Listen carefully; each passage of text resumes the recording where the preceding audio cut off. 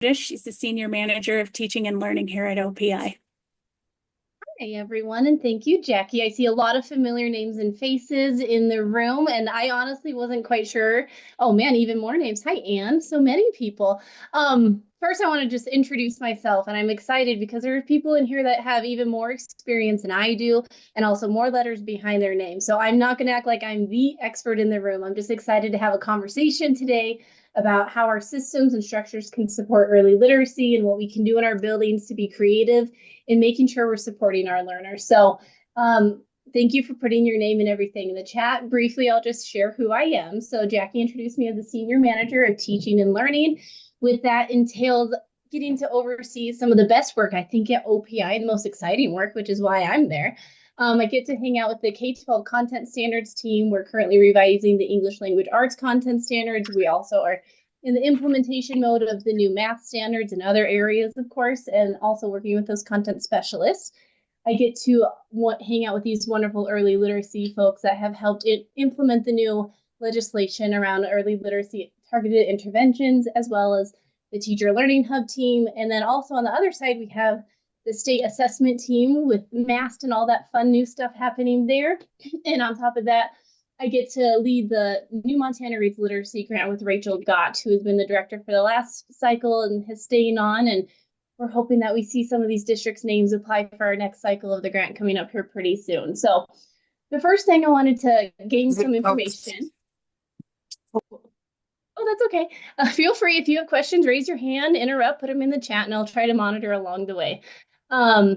Before I came to OPI, I was a 7-year principal at a P3 school up here near Conrad or in Conrad. And I can tell you, I learned the wrong way to bring in literacy. And then with a lot of time and effort and an incredible staff that had a culture of learning, we brought in some incredible early literacy practices that we were really proud of. And glad I had that experience. And I also, like I said, I did it the wrong way too. And learning more about research and diving in evidence-based practices was a game changer for our school and the kiddos there. So I do have a question for the chat for everybody. On a scale of 1 to 5, with 5 being the highest, again, no judgment here. We're here as a community of practice and learning together. How would you rate your school's progress in developing a sustainable and comprehensive literacy plan that addresses the needs of all learners? So be honest, do what you need to. I know I have some former literacy grant school leaders in the room, so I'm hoping you're at a 5. If not, things happen. Good. Wonderful. Awesome. Thank you for that. And like I said, I already know I have better experts in the room than myself. So I'm excited for this conversation and for you to share with one another what you've done in your buildings. So I'm focusing on 3 core things. Part of the conversation, what to bring as our focus, was what have you already done? And in the past, we've obviously had more of the teacher side of things. So getting to bring administrators in the room to talk about building level decisions is like my jam, and I could talk for days and days. But also, we're all coming from a different place in our context of your assessment plans, your ongoing literacy plans, if you have any. But now with as many administrators, we can talk about the ISAP and the accreditation components and the professional learning plans tied to those also, and how to think of this in a more comprehensive manner. I'm hoping I gave no one a headache with their ISAP, and I know those accreditation reports are due like next week, but I'd love to help. How could this be a part of that also? Great conversations to have. So we're going to talk about leveraging student data for decision making, building systems to support teachers and students, leading with vision and accountability when it comes to professional learning.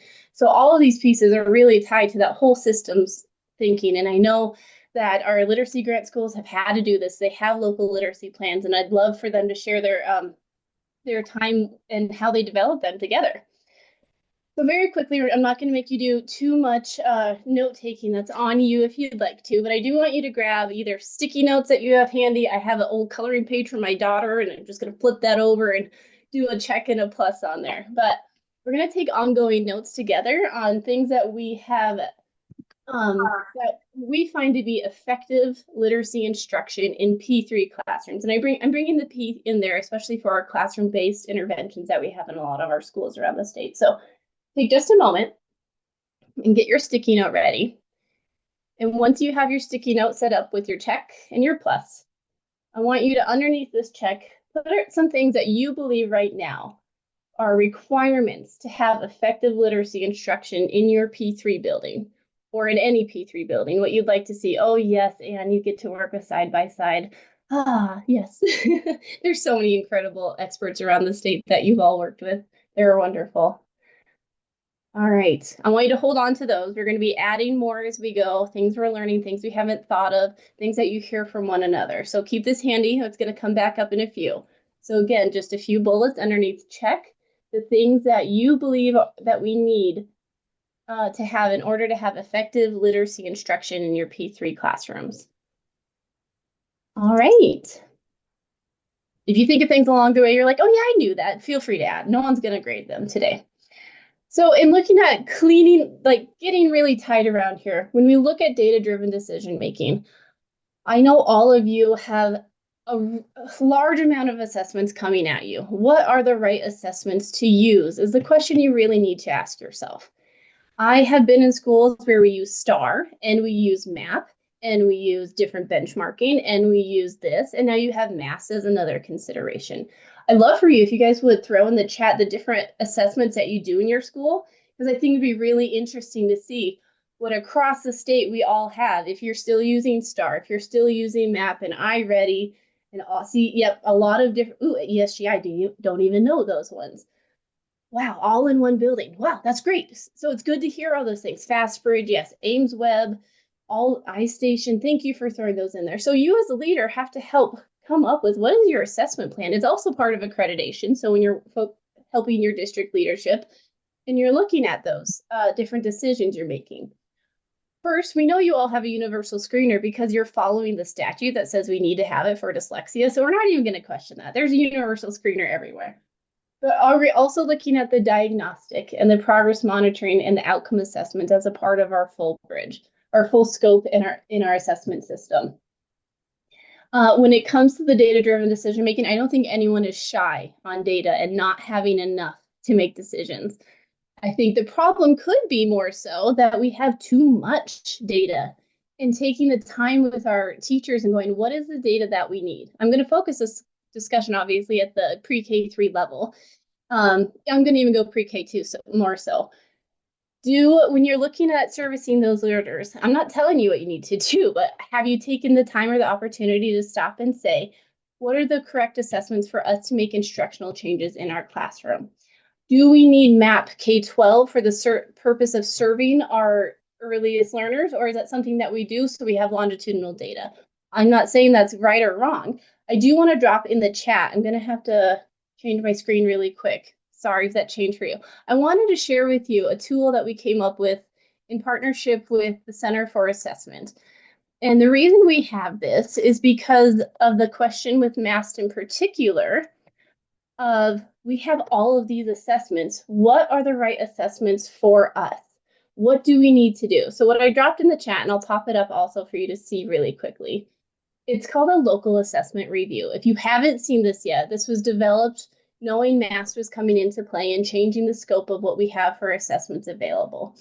And there's slides here, facilitator notes, and then an assessment review template. So within this assessment review, are you still seeing my screen? I want to make sure it didn't. Yes, perfect. Okay. It gives you guys a tool to look at everything you're doing and if it's serving the purpose you want it to serve. If you as a team still decide that the tools you have are great, that's wonderful.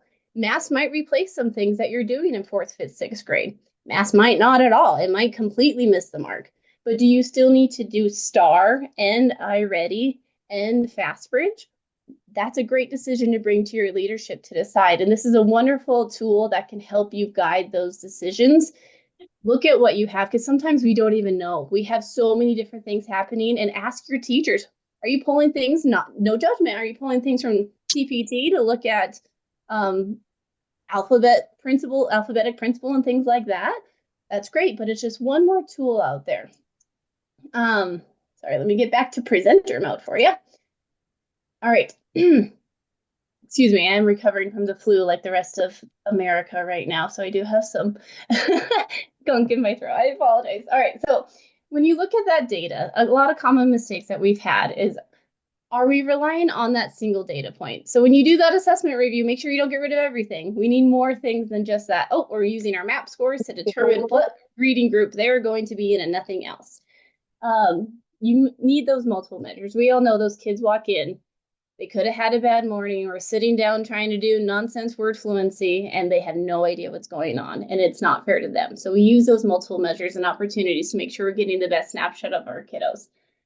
And that goes into ignoring the context of the whole child. When you're discussing the data points with your teams, are you also discussing that they just recently moved to grandpa's house because something happened with mom, or the pipes froze underneath the trailer last night? Because those things are very real for our kiddos.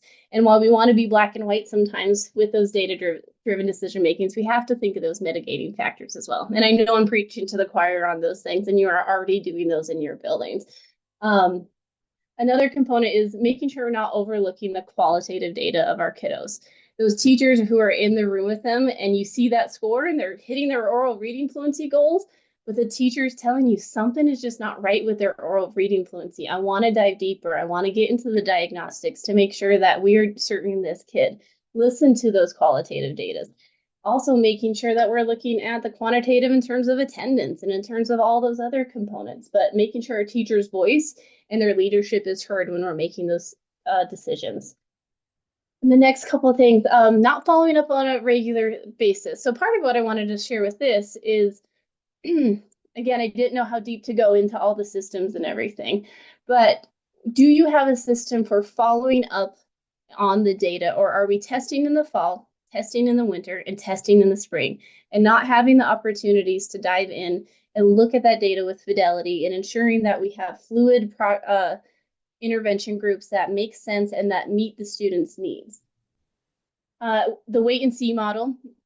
I know I am guilty of this also with that kid that's always been on the bubble. You know, they've been on the bubble for 2 years now. They're just right there every time. I think if we give it a few more weeks, we're going to be just fine. So we don't want to have that wait and see model and hope it gets better. We all know in this room as early literacy leaders that early intervention is there for a reason, and it's a cliche for a reason because we need to do it. And also, the data-driven decision-making shouldn't happen in isolation. It shouldn't be you and a teacher sitting in a room once a month going, hey, do you look at that? Great. Or it should be you with your team, making sure that you're supporting your teachers and you're diving in and you know how those monthly progress reports or biweekly progress reports are coming out and supporting them with those decisions and the next steps. All right, I'm going to resume to the next slide here. I'm not going to talk the whole time. We will have breakouts and all those things. So when we're looking at leveraging the data, you're looking at identifying the most relevant literacy data to collect and analyze. That audit tool will help you with that. It's not specific to literacy, it's overall, but with your literacy experts in your building, your teachers in your building, you can take the time to do that.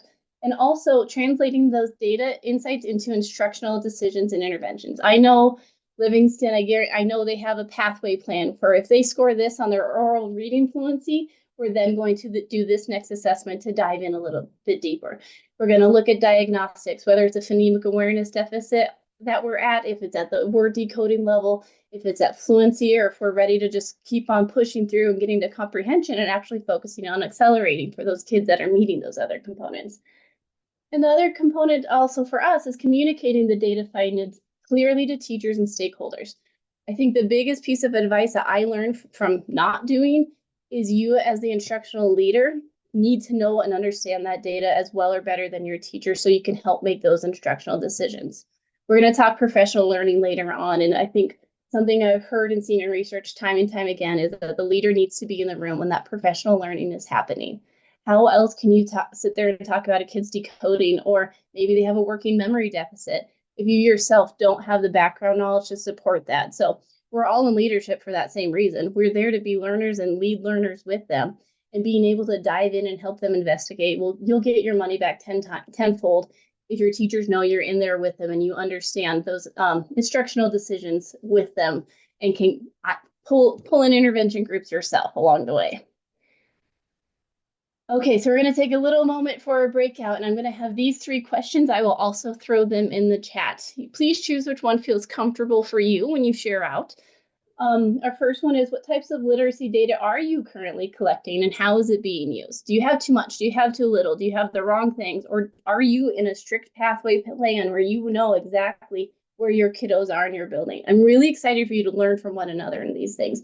You have different tools and systems that others may not have heard of. I also want to note that some of you are in much, much smaller schools. You might not have an interventionist, and it might just be the principal and the teachers making these decisions. So I'm excited for you to have those conversations. I've been in both situations.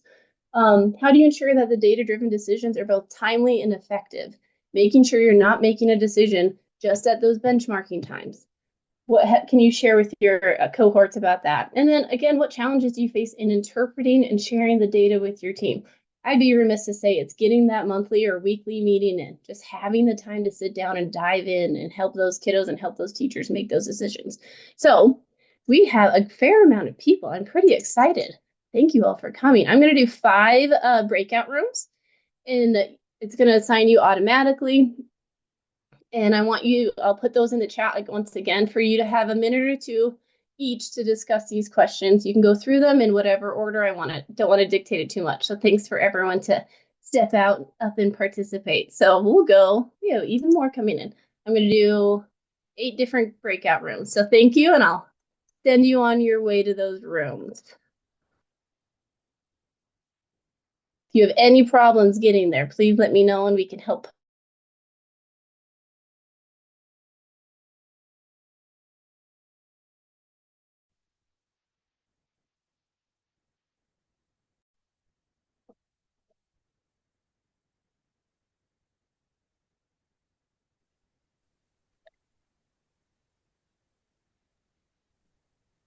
Hi there. Hi. Hello. Just trying to find those questions. Like, wait a minute. She moves very quickly. She's got a lot to say in a very short Yes. period of time. Let me see if I can find. Oh, I don't see them. Okay. Can you guys hear me okay? Yep. Yes. Okay, good. Sometimes my audio and video doesn't work at the same time, and so then I go back and forth trying to turn them on and off. I have the questions. Oh, good. So the first question, what types of literacy data are you currently collecting and how is it being used? So I know in our district, we use Ames Web Plus as our kind of screener or tool that we're using as just one point in time, but we also use it for progress monitoring along the way. But we also have to supplement it a little bit. So that's obviously just kind of a brief overview or outlook. And we use that in our first, second, third, and fourth grade. And then we also use MAPS Accelerator in fifth, sixth, seventh, and eighth grade. And then our kindergarten, we've been trying to find the right tool. We've just been playing with a bunch of different tools because it's so unique in kinder of what those other skills are. So we've been looking at purchasing or getting a new tool that would work well.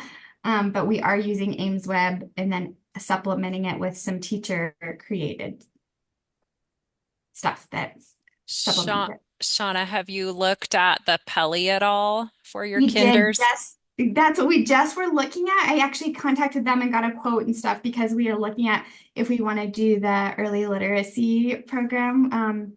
Going forward for the 4-year-old program, we would need to have a different measure. And so we got a quote from them. Okay. Yeah, that'd be great because you could use that with your 4-year-olds and your kinders.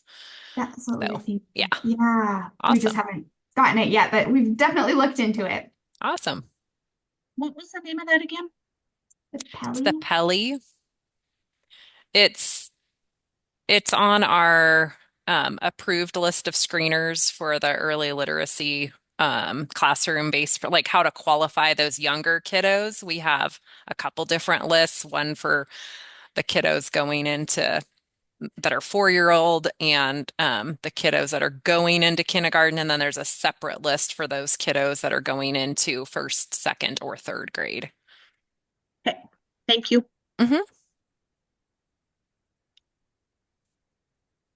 I was gonna say our literacy data is mostly based upon our MAP scores right now, and then they will dig deeper into what their MAP reading fluency is.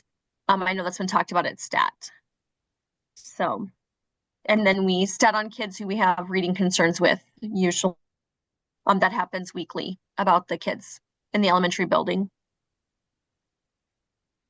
We use the STAR testing and then teacher created assessments that we've developed over the years.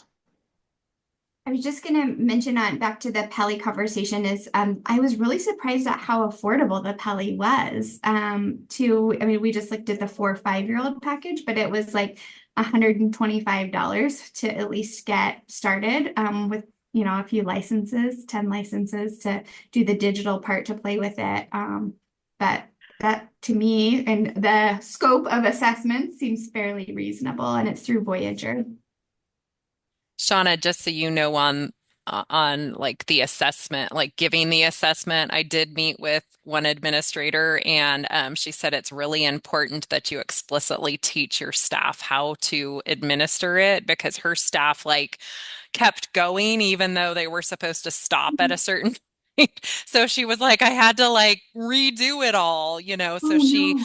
she you know, that was just some feedback that I took after I That's met with huge her. feedback. Thank you so much Yes. for sharing that. Yeah, I asked about the PD on, you know, as far as the assessment piece of it, and they said it's very user friendly and very easy, and there's some videos and stuff that you can watch, but that's very helpful. Yeah. Thank you. Yeah. No worries. All right, are we ready to move on to our second question? The next question, how do you ensure that data-driven decisions are both timely and effective? Mm. I can start. I think I know our teachers at Colstrip, they are meeting on PLCs weekly. The building principal has them doing it. As special director, have not attended a PLC meeting, but I know they are talking about the students, and then also that stat, we try and meet on them as soon as there are those teacher concerns that come up.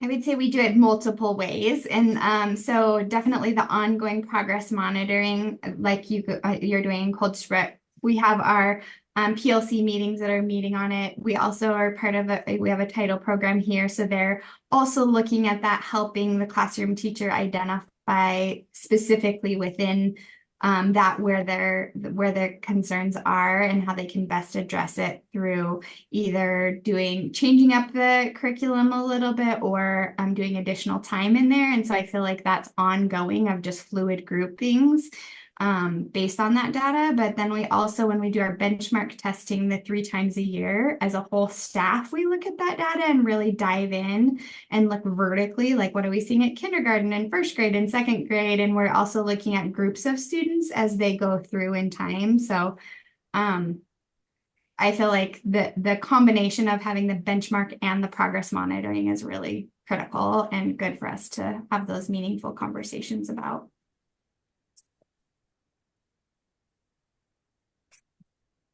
We also have an RTI committee, and we'll dive into the students that are showing tier 2 on a particular skill that we're using, and then we're looking at like, are they moving, are they not, and do we need to adjust and change those? So I feel like a lot of different eyes on it and a lot of teamwork. Unfortunately, I don't have any support like that. I work with the title teacher, and we kind of talk daily on students who we have targeted and work that way. But all of that you discussed, yeah, we have nothing like that. It's just me and her basically with the kids in my room that need help. But still, even that, like, I'm glad that at least you have that other person. You know, I know there's some singletons that are out there with no other colleagues to collaborate in. So that's helpful a little bit to bounce some ideas off. But yeah, I think that more eyes, the better, always.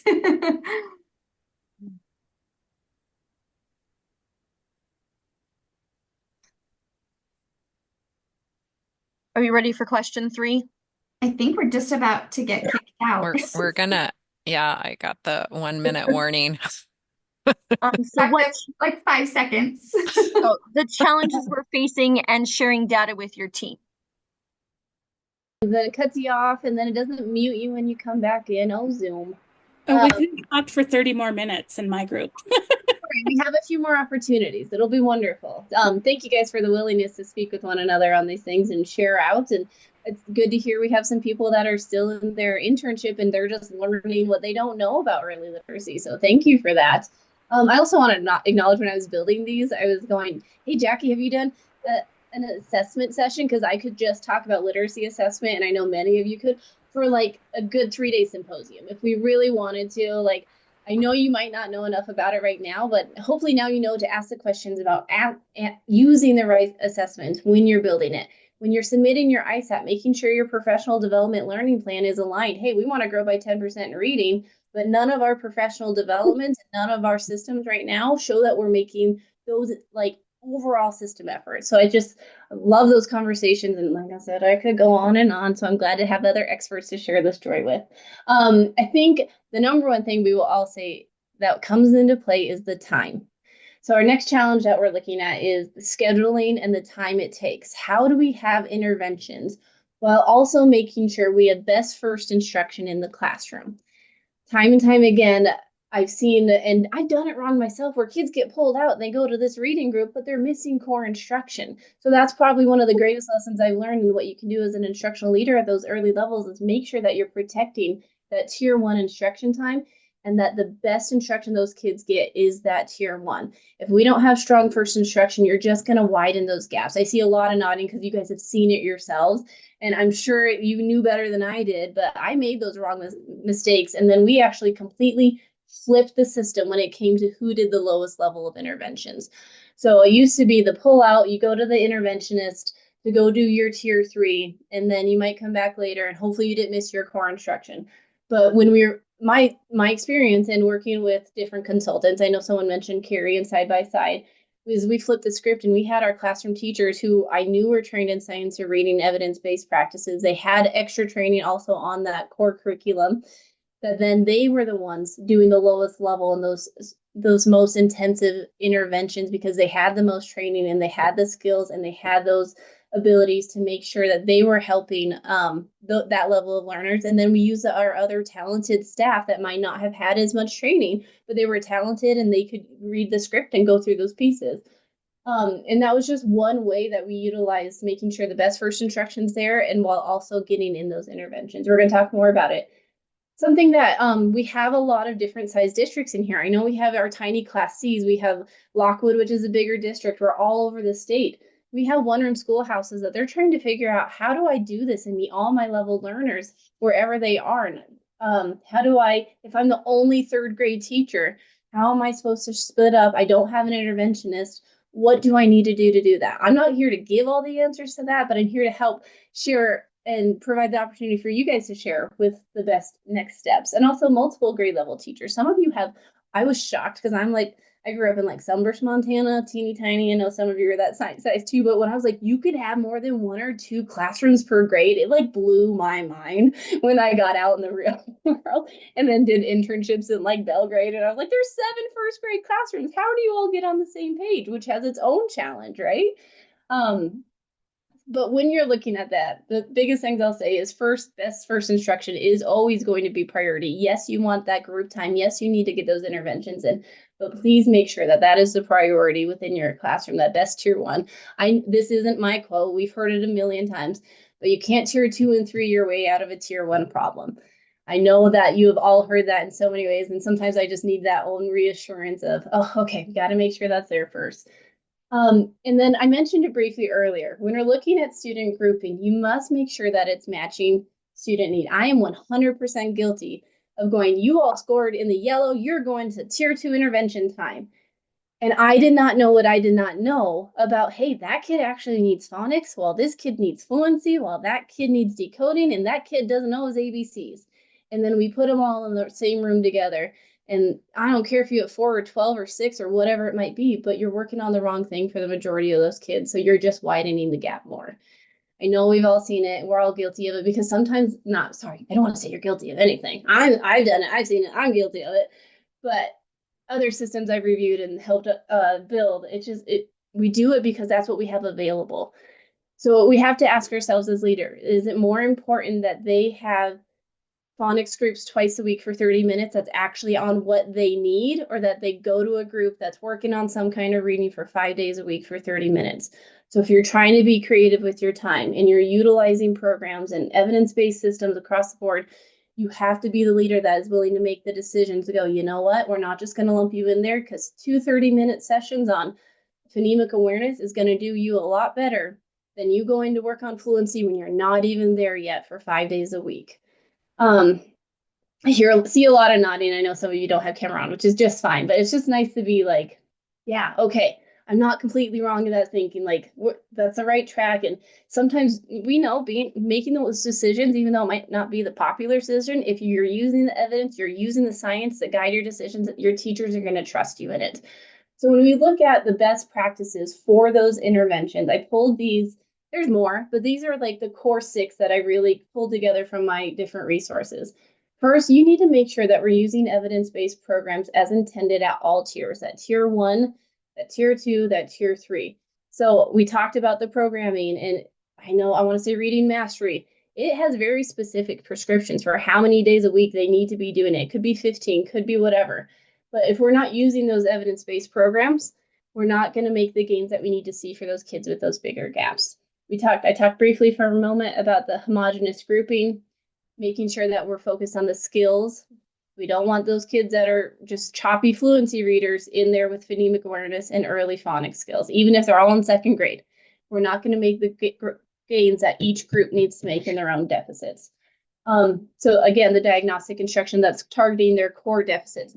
Yeah, Jaylyn might need some extra fluency practice, but she's not ready for fluency if she is still in that early decoding stage. She might need some word level fluency. She might be building up to that. But if our diagnostic instruction, again, is that big group and not focusing on their core deficits, we're not going to make those bigger leaps that we need them all to make. I talked about briefly effective delivery from a highly skilled teacher. And I know I've been there. I've hired from out of the country. I know that recruitment and retention is really, really hard. And I know that we also have incredible teachers that want to do the best they can for their learners. I apologize. So please reach out to us. Jackie has developed a whole series where she's had educators across the state, this early literacy learning series. We have hub courses with the literacy grant. We are going to collaborate with our IHEs or higher ed to develop some more broad science of reading courses. We have experts. Neil Thompson has been working on courses for us over the year. We have more money with the literacy grant to continue to develop this. So part of this, if you are applying for literacy grants, we do have a mentorship program built in and have reached out to all of our universities to ask if they will partner with us and have literacy mentors across the state. So yes, it would be for literacy grants, but there's no reason other schools couldn't jump into that too and offer that to your early literacy people. And of course, jump on the phone with Jackie. Like, she knows, and now you have some more connections here about, hey, I have a new 1st grade teacher. Can she talk to yours? You guys were a literacy grant school for 3 years. Do you think we could set up where we can just go, hey, can we empathize together and figure out, like, this kid did this, this, and this, what do I do next? Again, frequent progress monitoring, just making sure we're keeping the pulse on those kids that need it. Not everyone needs progress monitoring, but if you've identified based on your benchmarking that they need to be in an intervention beyond the tier 1, we're also looking at the frequency of, are we keeping up on their oral reading fluency to make sure that we're actually making progress? Because if you don't, then you might need to dive into diagnostics even deeper.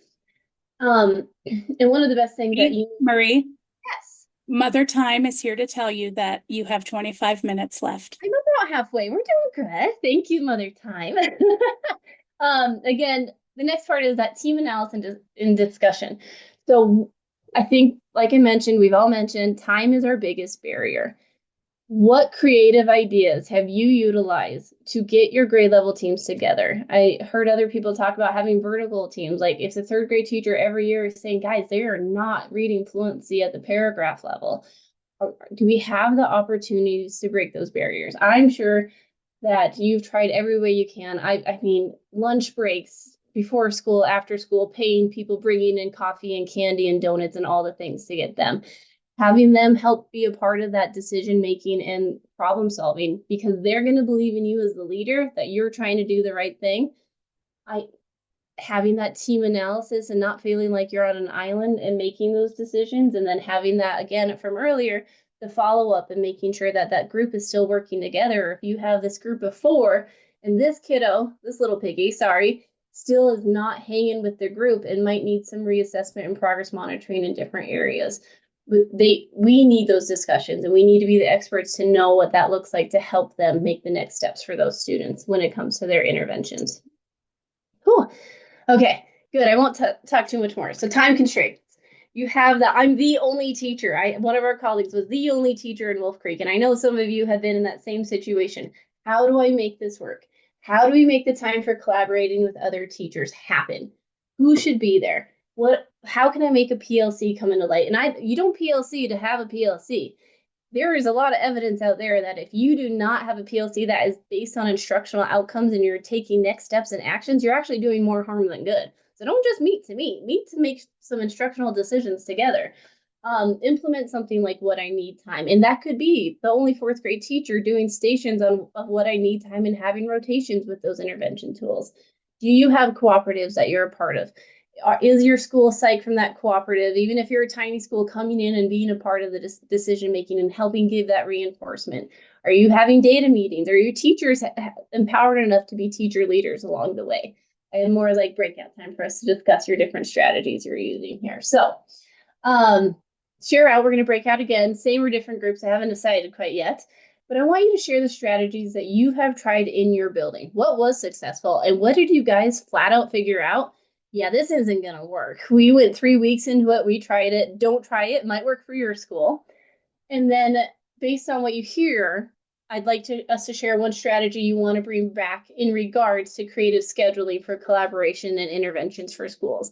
Is it flipping where the classroom teacher's actually taking the lower level? Is it rotating and making sure you're doing those targeted interventions based on their different groupings? So I'm going to send out the groups again. I know I will do a better job monitoring, because I know some people were left alone and I don't want that to happen again. So I am going to recreate and then send these out. Please, I'll stay in here for a while to help with any other things you'll need, and I will drop these questions once again in the chat.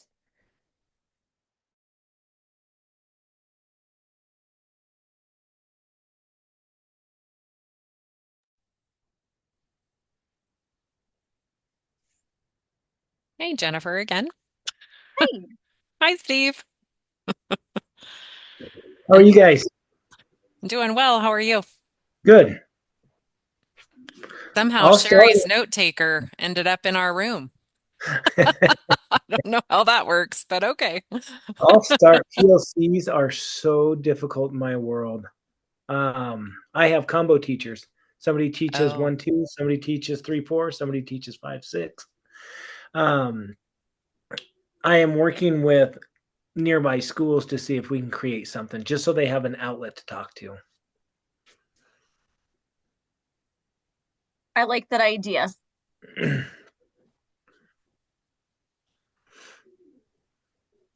So I know our elementary school does PLCs, and we are blessed with 2 teachers per grade level, so that makes it nice for them to meet. I know that our special ed teachers, we have 2 per building, so I am blessed with that. So as a special ed world, so they are able to meet as well for that PLC time in the elementary, and then Title does join in on the special ed, and then when for PLCs. So do you have a Title I teacher, Steve, that may be able to sit in and be another sounding board, or? I have paras. Oh. And that's, I mean, we are super, super small. Well, in our elementary school, we're sitting at about maybe 38 kids. And that's through 7th grade. Okay. And so they don't, it's really tough. My librarian sits in with us a lot. She's an outstanding educator. My music teacher is absolutely an amazing educator, and so he sits in sometimes. But sometimes it's nice to have that grade level person to bounce ideas off. And how did you teach this, or how did you? And I don't have that, and that's why The superintendents that I work with, we work very close together. And so I've been throwing ideas at like, hey, can we get all K-1-2 together and have them yak? And I think we're going to try it this spring. That's a Nice. fabulous way to do it. I told them I'd host. I don't mind buying food and having fun. So I said, I'll host it and then we can start from there. In bigger schools though, oh my gosh. The last district I was in there were, let's see, 3 to 4 classrooms of each grade level. And so it was super nice. And that was at one school, and there's 9 schools. Mhm. So it was super easy to get first grade teachers together. And it makes a difference. It really helps. Definitely does. I worked at a one school district where I was the only first grade teacher, and it's rough. You do feel like you're an island, and you're like, am I doing this right? Like, I want to make sure that these kiddos are ready to go to second grade. They're reading, and it is a challenge when you're by yourself and you don't have anyone to kind of ping ideas off of. So it is a challenge.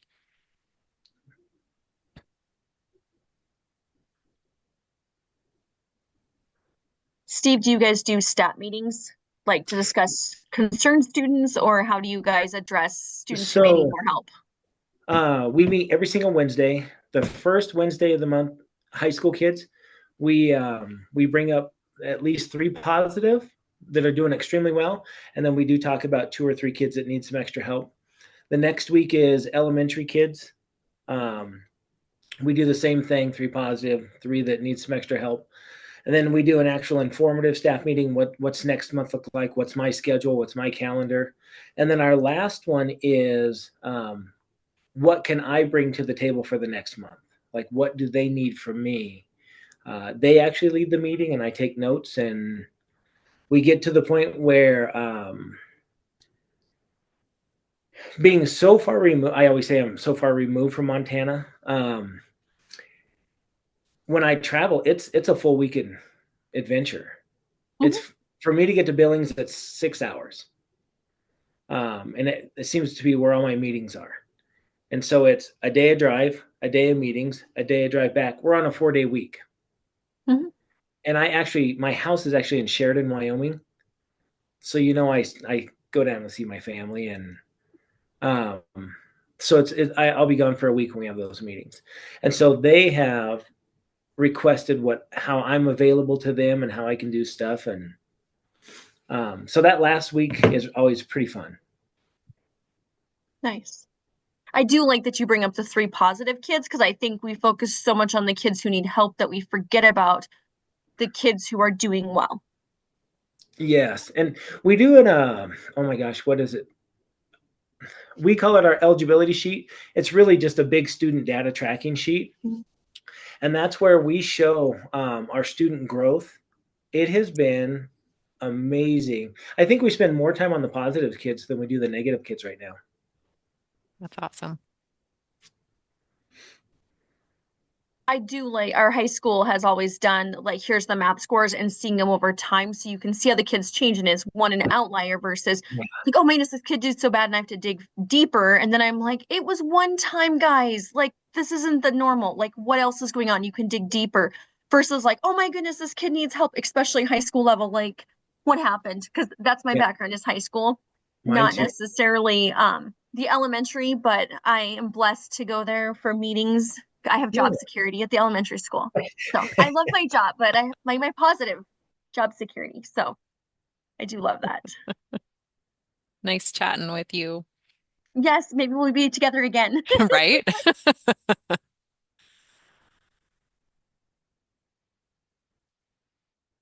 In the chat.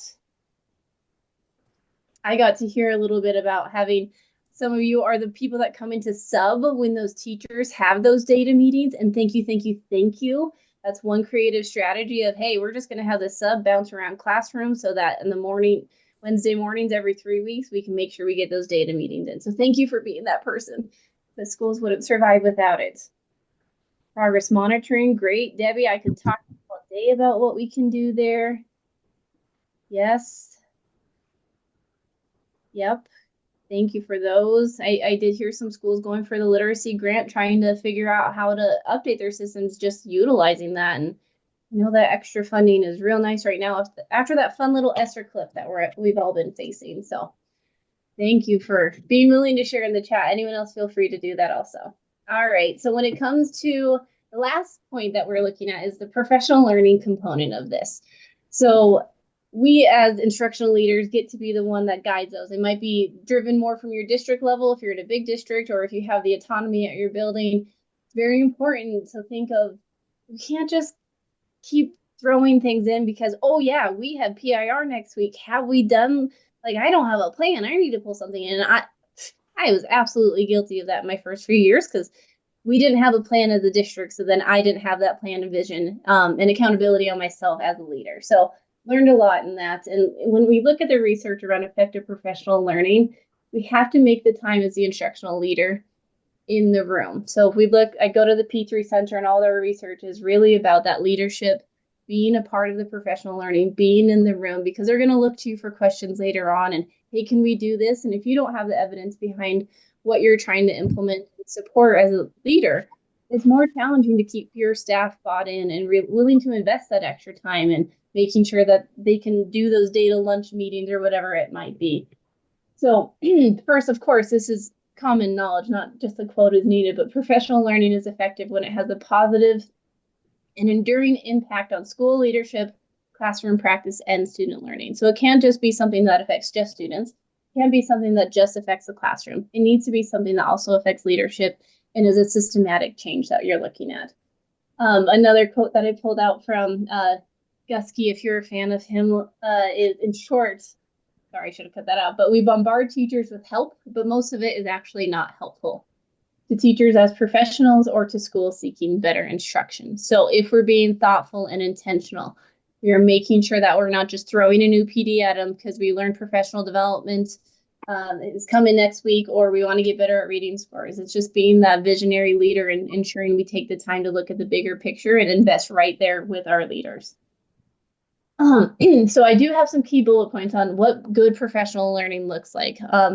If you aren't a member of Learning Forward, please look into that and see if how that can help you. We do have within our administrative rules in Montana, our administrative rules around professional learning are focused on that. And we're doing a lot of work at the state level to really up what it means to provide professional development units and ensuring that our systems are more, just set a higher bar. So when we look at that, you need to obviously plan for the end in mind. All of your districts have submitted goals, your ISAP goals. They had to be SMART goals that are based on your comprehensive needs assessment. All of those things have already happened. And maybe the process didn't go the way you may have necessarily thought, or it's something that you need to revisit, which of course we revisit goals all the time. This year, what your districts have to do is a professional development plan that should be aligned to your ISAP goals. So starting with the end in mind, what do you specifically want as a second grade teacher or a second grade teacher leader or principal? Where those second graders need to go? Do you want them all reading fluently by the end of second grade? Do you want them all decoding? What exactly do you want them to do? And what evidence supports the effectiveness of what you're bringing to them? So if you are bringing in a consultant, or you're paying for letters training, or you just want good tier 1 instruction with a new program that you have adopted that's aligned to the standard, think of that end goal. Do you just want them to use it, or do you want to see gains in their student learning? And of course, no system that you bring in, no professional learning that you bring in, or if you, like I mentioned, letters or AIM or whatever institute you might have for science of reading and early literacy, it's not going to be a one size fits all. I can't tell you over in Terry, like, hey, you need to do this because it worked really good over in Livingston. You guys are in completely different aspects of the world. Like, having been in both aspects, it's just shocking when you don't understand how those experiences are so different. So your system and your school are unique. So how do you support the adaptation? And if we have leaders don't understand what we're asking our teachers to do, and we can't dive in and have them do diagnostic assessments and targeted interventions, how are we going to help them adapt the new programming and the new interventions and all those things to fit your local needs? All right. I won't talk too much more. Feedback. We see the effect size on feedback when we look at our kids and making sure that they have their feedback in the classroom. And the same thing goes for teachers. So when we're trying to implement early literacy, evidence-based practices in our classroom, are we building opportunities for the teachers to get feedback on their practices? And that doesn't always have to be you as the principal or as the coach. It could be you have a cohort of your first grade and second grade teachers where they're going in and doing peer observations. If you create a culture of learning and wanting them to go in and you go, oh, wow, I didn't realize that's how you're teaching those syllable patterns. I didn't know that that's what morphology looked like at your level. And then they get that opportunity to discuss. I would much prefer to go cover second grade for a half an hour so she can go watch the first grade teachers to see what's happening there. And then having that more opportunities for feedback. So it's not always you as the principal being the one doing that. Like there are creative ways that I think sometimes we're shy about, that they get more out of watching each other than they do with us coming in twice a year to do their evaluations. Obviously, you guys all do more than that, but we're busy, they're busy, and I know for me, it's a lot more. It was more effective for me to give them the time and go cover a class than it was for me to be the one that always gave the feedback. They have things in their toolboxes that we might not have as leaders because they've been in the classroom with those littles for a long time.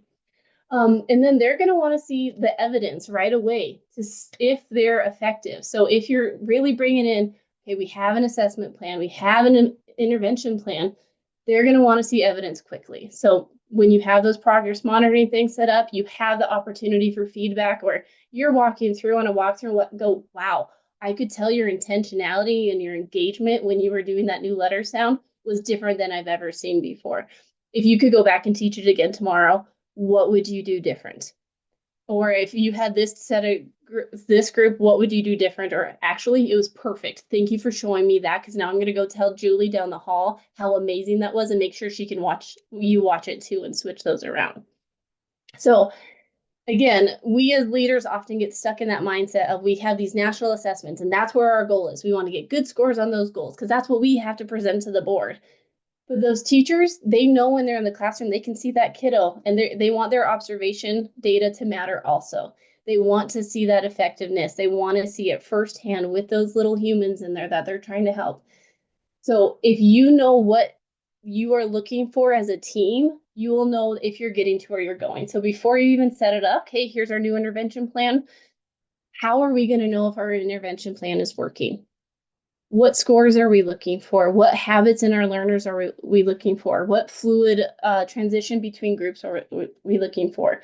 What should we expect to see if Suzanne, is in a group for 6 weeks on phonemic awareness? What should we see? And you could say that's goal setting, which has a really large effect size also. But we need to know with that end in mind, what are we looking for from these innovations and interventions we're bringing in? You guys know your teachers in your building, and I can tell you, again, messed this up before, but teachers are not willing to move forward with something if they don't see the evidence. They are not willing to sacrifice their kids. If you're telling them like, hey, you need to do this for 6 weeks and they're not seeing the effects, they're not willing to continue like the pendulum swing if they don't see it actually helping their kids. So opportunities for looking at the positive effects and making sure that they're seeing the growth happening with their students, or just having the opportunity to talk about why it's not happening and why they aren't seeing the progress that they're hoping for. What can we use to make sure that they see those effects and see them quickly? It's having those data meetings, having PLCs that are intentional and thoughtful, and having them reflect on practices and jump in each other's classroom. One of my favorite quotes that I learned early in leadership is change happens at the speed of trust. If they know that you are there to help kids, that you are there to help them, that you want to be there with them and you are heavily invested in those kids' literacy, they're going to trust you as you're trying to push these new pressures, these new interventions, these new innovations, this new professional learning. Those things are going to happen if they know that you're right there in the battle with them. We all know that. And it's really easy to get stuck in the office with the kid that slapped the other kid and then the parent that called about the bus issue and then no one's there to serve lunch. Like I've been there. Like I can empathize with you all day long about, oh, I have not eaten and it's 4 o'clock and my lunch that someone set on my desk is still sitting there. If they know we're in it with them and they see that sacrifice, they're there with you and they're wanting to do it and they're going to believe a little bit longer and that change is going to happen for our kids.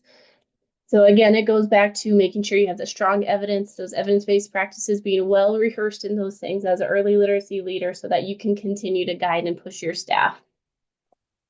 And again, that follow-up we mentioned earlier, if you are continue to have those conversations, follow up, it is really easy to give up on the latest thing. Like we did a kindness challenge one time and then, 2 days of forgetting to change the kindness challenge turned into 3 days. And then, we didn't put it on the announcements today. And it's really easy to give up. But if you're looking at your overall goals, you're holding yourself accountable for the vision you have for your district. I'm not saying it's a perfect system, but it is possible. Now, we only have 4 minutes. So my last questions aren't there. We don't have time for a breakout, but things that you can ask yourself. Can your team plan professional learning with the end in mind, looking at student outcomes? If you don't know what they are, you don't know what road you're leading them down. What can you ensure teachers get the opportunity to see the evidence? If you're the teacher, what do you want to see? How will you know is working? What's the evidence? And then the question I was going to have you reflect on is that the follow-up part. Has it been an area of strength or weakness in your school? We get burnt out teaching through a pandemic when you're just real sick of like, oh, this happened. You get burnt out. And it's been 2 years, I think, almost since I've been in that role. So I know that the burnout's not going away. It's not getting easier. The other part, when we look at the research, when it comes to the administrator effectiveness and how greatly it is tied to student outcomes, it's a lot of pressure. But it also says you matter. You matter so much when it comes to literacy outcomes for kids. Your teachers matter so much because the more effective the teacher, the more effective the principal in the building and the school leaders and the instructional coaches, the more positive effects you're going to see for kids. So having those shared leadership opportunities where it's not always the principal or the coach saying, this is how it's going to be. It's a shared experience amongst everyone and developing expertise together. It's making sure that you have supportive and rigorous and aligned professional learning that is ongoing. They don't want to see, oh, this month we're doing phonics, next month we're doing something completely different. And yes, you're working within the system of your districts and there's challenges and barriers. But if that's always in the back of your mind and your Monday memos or your newsletters, you're throwing those little tidbits in and it's ongoing and it's coming at them and they know it's just the message that you're ringing true to yourself and your team, it's going to make a bigger impact. And just obviously, you have to look at the health and well-being of your teachers and they will commit if you know you care about them. I'm not the most experienced person in this room that can say that, but you know that their well-being when it comes to instruction is also really important. So reflection, I did get there before our time was up, but barely. So the check and add, if you had some things you wanted to add that you learned from your peers in here, please do that for your own notes. Stick it on your wall. I love, if we had more time, I'd go into the I used to think and now I know, but this would be a great activity for you to do with your own team. I used to think that you just sent groups off to tier 2, tier 3, tier 1, and now I know they need to be more targeted. If you have time to stay with us and do that, I used to think, now I know in the chat box, that would be wonderful. But also I know that you've already spent some time or 5 p.m. on a Wednesday and it's cold outside and you want to get home before it's dark. So with that, thank you all so much for bearing with me for the last hour. It's nice that we still have 28 people.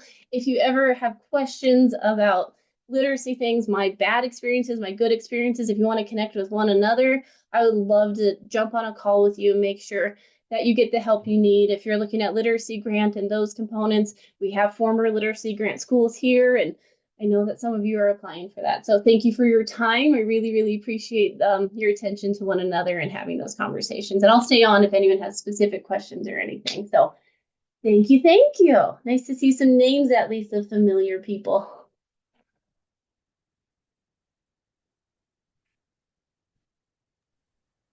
Don't forget the feedback. We rely on it.